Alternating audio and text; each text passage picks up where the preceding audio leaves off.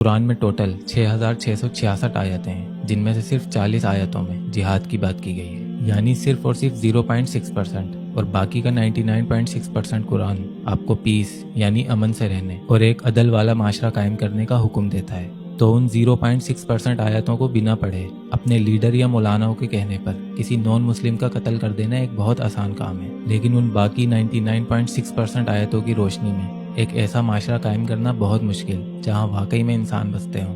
उन 0.6% आयतों में भी जो जिहाद के उसूल हैं वो इतने सख्त हैं कि अगर आज की किसी नाम नेहाद इस्लामी ऑर्गेनाइजेशन ने वो आयतें पढ़ ली होती तो आज इस्लाम के नाम पर इस तरह बेगुनाह इंसान नहीं मारे जा रहे होते।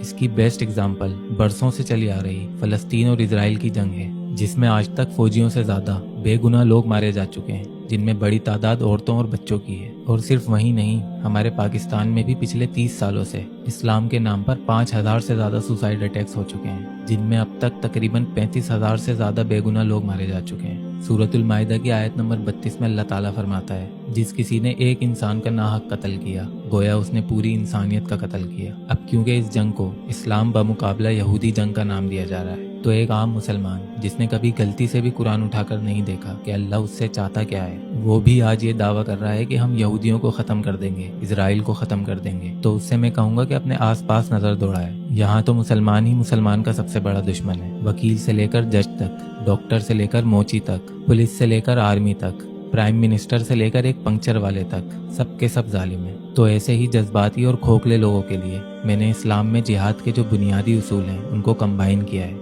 जरा गौर फरमाइए, खुद भी समझिए और अपने आसपास वालों को भी समझाइए, क्योंकि जिहाद की गलत डेफिनेशन की वजह से ही आज इस्लाम को हर जगह शक की निगाह से देखा जाता है। तो ये पॉइंट्स उनके लिए भी हैं जो आज तक ये समझते आए हैं कि जिहाद का मतलब पूरी दुनिया पर इस्लाम को ज़बरदस्ती नाफिज करना है। सबसे पहली बात, इस्लाम में जिहाद और जंगें अकीदे या मजहब की बुनियाद पर नहीं हो सकती। मिसाल के तौर पर आप किसी नॉन मुस्लिम कम्युनिटी को ये नहीं कह सकते कि आप या तो मुसलमान हो जाओ या फिर हमसे जंग करो। दूसरा पॉइंट, जिहाद का मतलब मुसलमानों का काफिरों से लड़ना नहीं, बल्कि किसी मुसलमान का जालिम और जुल्म के खिलाफ लड़ने को जिहाद कहते हैं, फिर चाहे वो जालिम मुसलमान ही क्यों ना हो। तीसरा पॉइंट, जंग करने वाली दोनों पार्टियों के बीच अगर जंग ना करने का कोई एग्रीमेंट या मुआहदा हुआ है तो मुसलमान जंग में कभी पहल नहीं कर सकते, यहाँ तक कि सामने से हमला हो जाए। और जंग के बीचों बीच भी अगर सामने वाली पार्टी अमन पर आमादा हो जाती है तो मुसलमान जंग वहीं रोक देंगे। चौथा पॉइंट, मुसलमान प्रॉक्सी या कोल्ड वार नहीं करेंगे, यानी खुफिया साजिशें, ऑपरेशंस या इखलाक से गिरी हुई हरकतें करके किसी को नुकसान पहुंचाना, जैसे आजकल की सीक्रेट एजेंसीज करती हैं।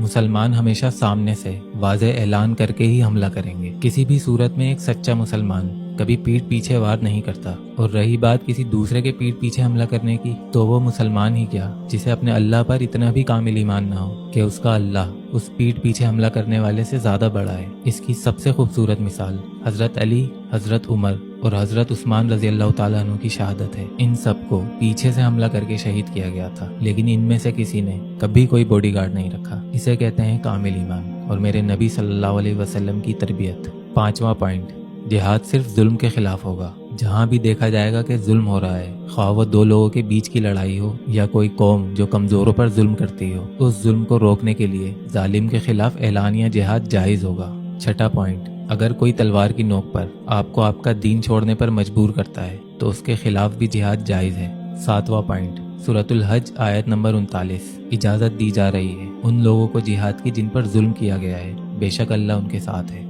ये वो जगह है जहाँ अल्लाह इतने साफ अल्फाजों में इजाजत दे रहा है कि जिहाद करो, लेकिन जुल्म के खिलाफ, मुशरिकीन के खिलाफ नहीं, काफिरों के खिलाफ नहीं, बल्कि जुल्म के खिलाफ। और जालिम कोई भी हो सकता है। इस्लाम का लिबादा पहना कोई मौलाना भी, खाने काबा के अंदर जाता कोई पॉलिटिशियन भी, सो कॉल्ड इस्लामी जमहूरियत पाकिस्तान की आर्मी का जर्नल भी, तो वो पाकिस्तानी जो फलस्तीन और इजराइल की जंग को अपनी ईगो सेटिस्फाई करने के लिए सोशल मीडिया पर मौसमी मुसलमान बनकर जज्बाती पोस्टिंग करता है, या मस्जिद अक्सा की प्रोफाइल पिक्चर लगाकर वो ये सोचता है कि उसने मुसलमान होने का हक अदा कर दिया, तो उन बेवकूफ़ों से गुजारिश है कि पहले अपने आसपास के उन जालिमों का मुकाबला करना सीखें जिनके खिलाफ अल्लाह ने उन्हें जिहाद करने का हुक्म दिया है, फिर इजराइल को फतह करने का सोचें। आठवां पॉइंट, सूरतुल बकरा आयत नंबर 190, जिहाद करो अल्लाह के लिए उनसे जो तुमसे किताल करते हैं, लेकिन देखो अपनी हद से नहीं बढ़ना। अल्लाह हद से बढ़ने वालों को पसंद नहीं करता। वो हदें क्या हैं? आप औरतों, बच्चों और बूढ़ों को नुकसान नहीं पहुंचा सकते। आप लाशों की बेहुरमती नहीं कर सकते।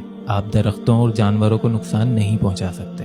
آپ کی جنگ صرف ان سے ہوگی جو جنگ پہ ایگری ہوں۔ جو جنگ نہیں چاہتا وہ نیوٹرل رہ سکتا ہے۔ 9واں پوائنٹ، سورۃ النساء آیت نمبر 75۔ تمہیں کیا ہو گیا ہے کہ تم لوگ قتال نہیں کرتے ان بے بس مردوں اور عورتوں کی خاطر جن پر ظلم ہو رہا ہے۔ یہاں اللہ یہ نہیں کہہ رہا کہ ان بے بس مردوں اور عورتوں کا مسلمان ہونا شرط ہے، چاہے وہ آپ کے مذہب کا ہو یا نہ ہو۔ آپ مظلوموں کو ظالم سے بچانے کے لیے جہاد کریں گے، اور وہی اللہ کی راہ ہے۔ جہاد کا مطلب مسلمانوں کا کافروں سے لڑنا ہرگز نہیں ہے، بلکہ ظالم اور ظلم کے خلاف لڑنے کو جہاد کہتے ہیں۔ لیکن دوسرے مذاہب کے لوگوں کو ظلم سے بچانا تو دور، آپ لوگوں کی اوقات تو اتنی بھی نہیں کہ اپنے ہی مذہب کے کسی دوسرے فرقے کے مسلمان کو گلے لگا کر اس کے پیچھے نماز پڑھ پائیں۔ تم کیا کسی کے خلاف جہاد کرو گے؟ سب سے بڑے ظالم تو تم خود ہو۔